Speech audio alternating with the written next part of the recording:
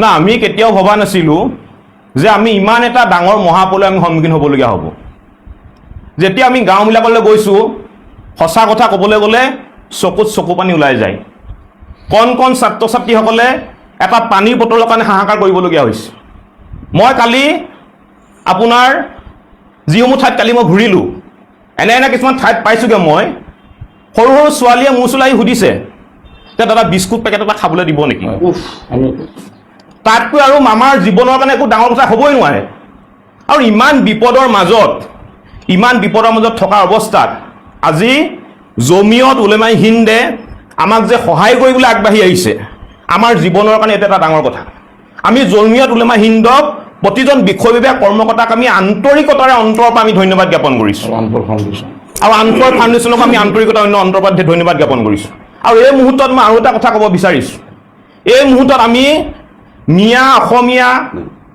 অনা অসমীয়া হিন্দু মুছলমান কৰা সময় নহয় মই সামাজিক মাধ্যমত দেখা পাইছোঁ যে দুই এটা মই সংবাদ মাধ্যমত দেখা পাইছোঁ যে মিয়াখেদা নেতা চিটু বৰা ক'ত গ'ল এইবিলাক মন্তব্য দিবলৈ আৰম্ভ কৰিছোঁ আমি গৰিহণা দিছোঁ কাৰণ এই মুহূৰ্তত মিয়া অনা অসমীয়া বা হিন্দু মুছলমান কৰা সময় নহয় এই মুহূৰ্তত আমি জাতি বৰ্ণ ধৰ্ম ভাষা নিৰ্বিশেষে সকলো মানুহ এই বিশ্বত জীয়াই থকা বা অসমত জীয়াই থকা বা অসমত বসবাস কৰা সকলো মানুহে ইজনে সিজনৰ হাতত হাত ধৰি আমি আগবঢ়াৰ সময় আৰু আটাইতকৈ ইমান দুখৰ মাজত আছোঁ যদিও আটাইতকৈ ভাল লগা কথা এইটোৱে হৈছে যে আমি শিৱসাগৰ চৰাইদেউৰ বিভিন্ন ঠাইত দেখিছোঁ যে হিন্দুৱে বনাইছে মুছলমানে খাইছে মুছলমানে বনাইছে হিন্দুৱে খাইছে হিন্দুৰ ঘৰত মুছলমানক আশ্ৰয় দিয়া হৈছে আৰু মুছলমানৰ ঘৰত হিন্দুক আশ্ৰয় দিয়া হৈছে আৰু শিৱসাগৰৰ চন্দকত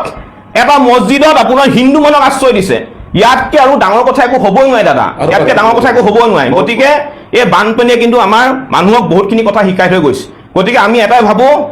বানপানী উদ্ধাৰ হোৱাৰ পিছতে আমি আমাৰ যিখন সমাজ জাতি বৰ্ণ ধৰ্ম ভাষা নিৰ্বিশেষে বসবাস কৰা সমাজখনক আমি সদায় একতা দোলে আগবঢ়াই লৈ যাবলৈ আমি চেষ্টা কৰিম আৰু জমিয়ত উলেমা হিন্দক আমি পুনৰবাৰ অন্তৰৰ পৰা ধন্যবাদ জ্ঞাপন কৰিছোঁ আপোনালোকৰ এই কষ্ট ত্যাগক আমি কেতিয়াও পাহৰিব নোৱাৰোঁ এনেদৰে জাতি ধৰ্ম নিৰ্বিশেষে ৰাজ্যিক জমিয়ত উলামাৰ সন্মানীয় সভাপতি মৌলানা মুস্তাক আনৱাৰ চাহাবে তেখেতে এই ইনিচিয়েটিভটো লৈছে তেখেতে চিন্তা কৰিছে যে আজি আমাৰ উজনিৰ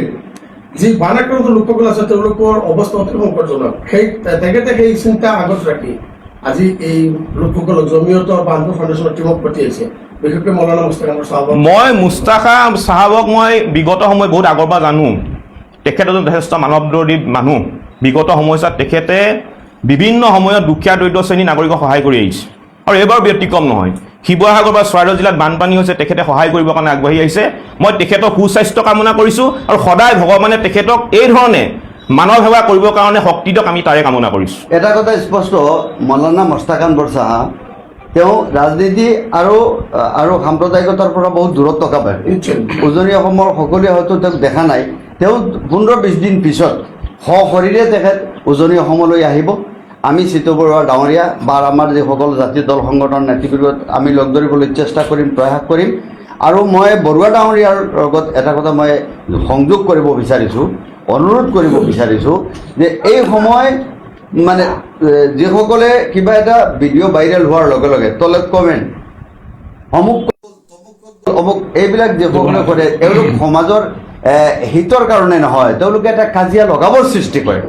এওঁলোকেই সমাজৰ কাৰণে দুখনী আপোনালোকক আৰু এটা মই কথা ক'ব বিচাৰিছোঁ যে বানপানী হোৱাৰ প্ৰথম দিনাখনৰ পৰা আমি জাতীয় সংগ্ৰামী অসমৰ আমাৰ সৈনিকসকলে দেহে ঘেহে ৰাইজক আমি সহায় কৰি আছোঁ এনি টাইম সহায় কৰি আছোঁ আমি আজি দুদিনৰ আগতে শিৱসাগৰ জিলাৰ ভাড়াঘৰত থকা আমি প্ৰায় 80টা মিয়া সম্প্ৰদায়ৰ পৰিয়ালক আমি সহায় কৰিছোঁ এইটো মানৱতা গম পাইছেনে ইয়াত মই সেইকাৰণে বাৰে বুলি কৈছোঁ এই মুহূৰ্তত মিয়া অসমীয়া হিন্দু মুছলমানৰ কথা এইবিলাক আহিবই নোৱাৰে আৰু যিবিলাকে এইবিলাক কাম কৰিছে মই তেওঁলোকক গঢ়ি নাইছোঁ ধিক্কাৰ দিছোঁ এই মুহূৰ্তত নকৰিব এই মুহূৰ্তত এইবিলাক কথা বতৰা নানিব আৰু যিকেইটা সংবাদ মাধ্যমে এনেধৰণৰ বাৰ্তা দিছে মই তেওঁলোককো গঢ়ি নানিছোঁ বিশেষকৈ এই দুৰ্যোগৰ সময়ত আমি সকলোৱে ইমান ধুনীয়াকৈ মিলা প্ৰীতি আমি আগবাঢ়ি গৈছোঁ আজি সঁচা কথা ক'বলৈ গ'লে অসমৰ আজি বিভিন্ন প্ৰান্তৰ পৰা অসমলৈ শিৱসাগৰলৈ চৰাইদেউলৈ ৰাইজ আহিছে যদি এইটো এটা ৰাইজ নাহিলহেঁতেন দল সংগঠনে যদি সহায় নকৰিলেহেঁতেন NGO বিলাকে যদি সহায় নকৰিলেহেঁতেন ইউটিউবাৰবিলাকে যদি সহায় নকৰিলেহেঁতেন জমিয়ত উলেমা হিন্দৰ দৰে যদি ব্যক্তিসকলে সহায় নকৰিলেহেঁতেন, সঁচা কথা কৈছোঁ, শিৱসাগৰ চৰাইদেউত হোৱা এই মহাপুলত কিন্তু বহুত মানুহ মৃত্যুমুখত পৰিলেহেঁতেন। এওঁলোকৰ কাৰণে কিন্তু মানুহখিনি জীয়াই আছে। গতিকে এওঁলোকক আমি আন্তৰিকভাৱে ধন্যবাদ জ্ঞাপন কৰিছোঁ। আৰু আমি এওঁলোকক সঁচা কথা ক'বলৈ গ'লে এওঁ এতিয়া ভগৱান স্বৰূপ এওঁলোক আমাৰ কাৰণে, এইটো আমাৰ কৰ্তব্য, ভগৱান স্বৰূপ আমাৰ কাৰণে। গতিকে এই মুহূৰ্তত এই ধৰণৰ কোনো ধৰণৰ আপোনালোকে সাম্প্ৰদায়িক বাতাবৰণ সৃষ্টি কৰা বা মন্তব্য নিদিব। সকলোৱে মিলাপ্ৰীতি আমি বসবাস কৰি আছোঁ আৰু মিলাপ্ৰীতিয়ে এই মুহূৰ্তত আমি আগবাঢ়ি যাব লাগে। মই তাৰে কামনা অসম কৰিছোঁ। মাতৃ বহুত বহুত